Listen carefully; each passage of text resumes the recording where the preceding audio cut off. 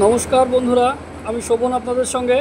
তো বন্ধুরা, আজকে একটা নতুন এবং অন্যরকম ভিডিও করার জন্য এই ভিডিওটা করা হচ্ছে। আপনাদের একটা ইনফরমেশান দেখাবো, সেই কারণে আপনারা দেখতেই পাচ্ছেন এটা আমাদের নিজেদের ফার্মে আমরা এখন আছি এবং চিক্স রয়েছে। আজকে 14 দিন বয়স হয়ে গেছে এবং কি কারণের জন্য ভিডিওটা করা সেটা আপনারা দেখে হয়তো অনেকে বুঝতেই পাচ্ছেন।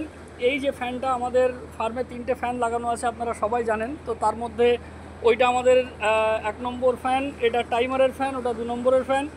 এই ফ্যানটা যেহেতু অনেকটা চলে আর কি, যে কারণের জন্য এর বিয়ারিংয়ে কোনো একটা ডিস্টার্ব হয়েছে, সেই জন্যে আমরা এখন এর বিয়ারিংটা চেঞ্জ করব বলে ফ্যানটাকে খুলেছি। তো এই ভিডিওটা করা একটাই কারণে, যেটা আপনাদেরকে জানানো যে আমরা ফ্যানের হেলথ চেক আপটা কীভাবে করবো এবং কোনো রকম অসুবিধা যেন ফ্যানে না হয়। অসুবিধা বলতে যেরকম ধরুন মোটর পুড়ে যাওয়া, কিভাবে পুড়ে গেল আমরা বুঝতে পারলাম না, এই ধরনের কোনো সমস্যা যাতে না আসে, সেই সমস্যাটার থেকে কিভাবে আমরা তার আগে প্রিভেন্টিভ কিভাবে আমরা মেনটেনেন্স করতে পারি সেই জিনিসটা আপনাদেরকে দেখাবো। যাই হোক, তার মধ্যে একটা কথা বলে রাখি যে আমরা আমাদের যে প্যানেল তৈরি করেছি, সেই প্যানেলে কিন্তু আমরা ওভারলোড রিলে দিয়েছি, যে কারণে কোনো রকম যদি কোনো কারণে ধরুন মোটর জাম হয়ে গেছে বা কোনো অন্য কোনো কারণের জন্য লোড বেশি নিচ্ছে, তখন ওটা ট্রিপ হয়ে আপনার মোটরটাকে বাঁচানোর জন্য কিন্তু আমরা এটা করেছি। তা সত্ত্বেও অনেক সময় মোটরের বিভিন্ন রকম সমস্যা হয়, সেগুলো তো আমাদের ঠিক করতেই হবে। তো সেইটা কিভাবে আমরা ঠিক করতে পারি সেই জিনিসটা আপনাদেরকে দেখাবো। যাই হোক, দেখুন আপনারা সবাই জানেন আমাদের ফ্যানের উল্টো দিকে এটা খাঁচা লাগানো থাকে। সেই খাঁচার পরে আমরা খাঁচাটা খুললেই আমরা টোটাল ব্লেডটাকে এবং ফ্যান মোটর সব কিছুকে অ্যাক্সেস করতে পারি। যাই হোক, এখন এই মোটরটায় আমাদের একটা প্রবলেম এসছে। প্রবলেমটা কি দেখুন, এটাকে আমরা যদি এরকম ঘুরিয়ে দিয়েছি তো একটা আওয়াজ হচ্ছে। আপনারা শুনতে পাবেন কিনা জানি না, যেহেতু আওয়াজ হচ্ছে অনেকটা, মানে ওই ফ্যানের আওয়াজ হচ্ছে। এইটা যখনই আমরা এরকমভাবে ঘোরাচ্ছি তখনই একটা আওয়াজ হচ্ছে। এই আওয়াজটার মানে হচ্ছে ফ্যানটার বিয়ারিংটা নষ্ট হয়ে গেছে। তো যেহেতু এই ফ্যানটা আমাদের ডে 1 থেকে 40 দিন পর্যন্ত সবসময় চলতে থাকে, আর ওই দুটো টেম্পারেচারে, সেহেতু ওর যখন দরকার হয় তখন চলে, যখন দরকার হয় না আবার বন্ধ হয়ে যায়। সেই কারণে এর উপরে প্রেশারটা অনেক বেশি পড়ে এবং সেই প্রেশারের কারণেই এর বিয়ারিংটা ডিস্টার্ব হয়েছে এবং এ কিন্তু স্মুথলি ঘুরছে, দেখুন জাম নেই, বাট প্রবলেমটা কি হচ্ছে, আওয়াজ করছে, অর্থাৎ এর বিয়ারিংয়ের প্রবলেম হয়েছে। তো যে কারণে আমরা এটাকে এখন খুলবো, খুলে নিয়ে গিয়ে এটার বিয়ারিংটা চেঞ্জ করে নিয়ে আসবো, চেঞ্জ করে নিয়ে এসে এটাকে আবার লাগাবো।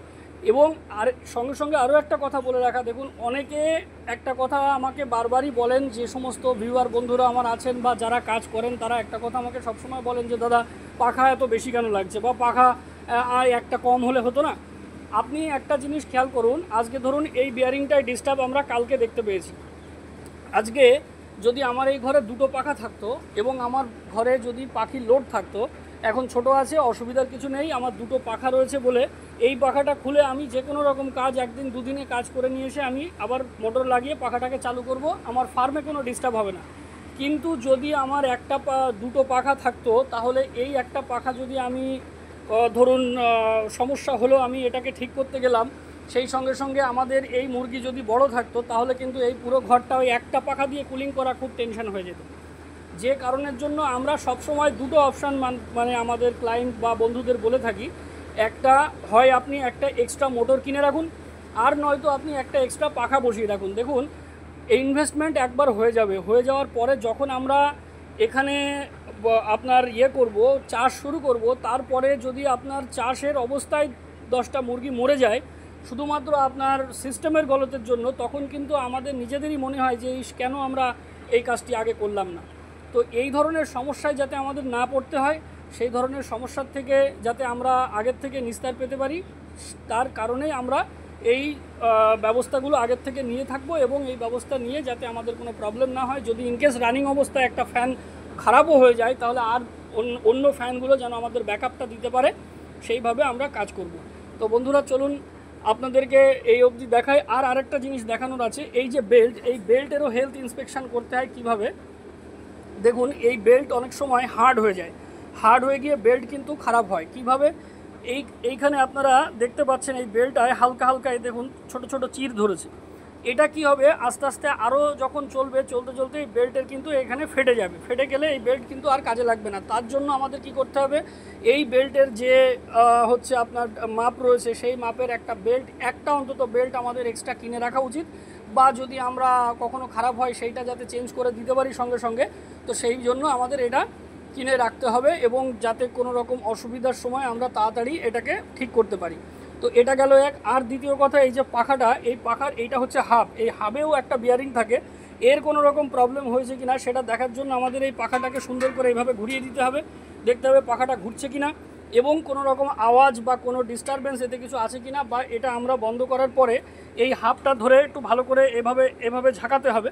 ঝাঁকালে আপনি দেখবেন যদি কোনো লুজ টুজ কোনো কিছু হয়ে থাকে তাহলে এটা না, এই পাখাটা নড়তে থাকবে, এরকমভাবে খটমট করে নড়তে থাকবে। তো সেরকম কোনো প্রবলেম যদি না থাকে তাহলে আমাদের বুঝতে হবে যে আমাদের ফ্যানের হেলথ যথেষ্ট ভালো আছে, কোনো অসুবিধা নেই, আমরা এইভাবে ফ্যান কাজে লাগাতে পারি এবং চালাতে পারি। দেখুন খুব স্মুথলি ঘুরছে, কোনো রকম অসুবিধার কোনো কিছু নেই।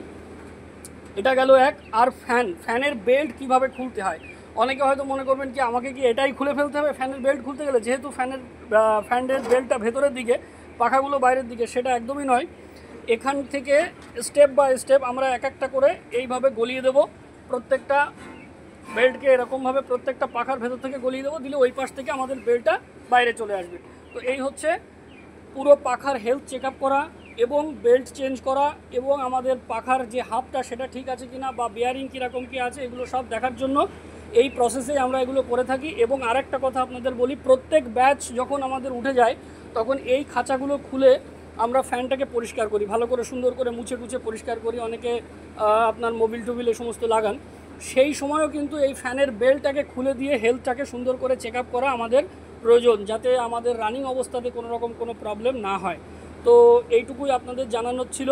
এবং পাখা যাতে ভালো থাকে সেই সঙ্গে সঙ্গে আমাদের পারফরমেন্সের জন্য ভালো হয়, সেই কারণের জন্য এগুলো কিন্তু রেগুলার চেক আপ করা আমাদের অবশ্যই দরকার। প্রত্যেক ব্যাচ উঠে গেলে আমরা এইভাবে সুন্দর করে পাখাগুলোকে পরিষ্কার করা এবং চেক করে নেওয়া যে সব ঠিকঠাক আছে কি না, এটা কিন্তু প্রত্যেকবারই আমাদের প্র্যাকটিস করা দরকার। তো বন্ধুরা, আপনাদের অনেক অনেক ধন্যবাদ। আবার পরবর্তীতে নতুন ভিডিওতে দেখা হবে।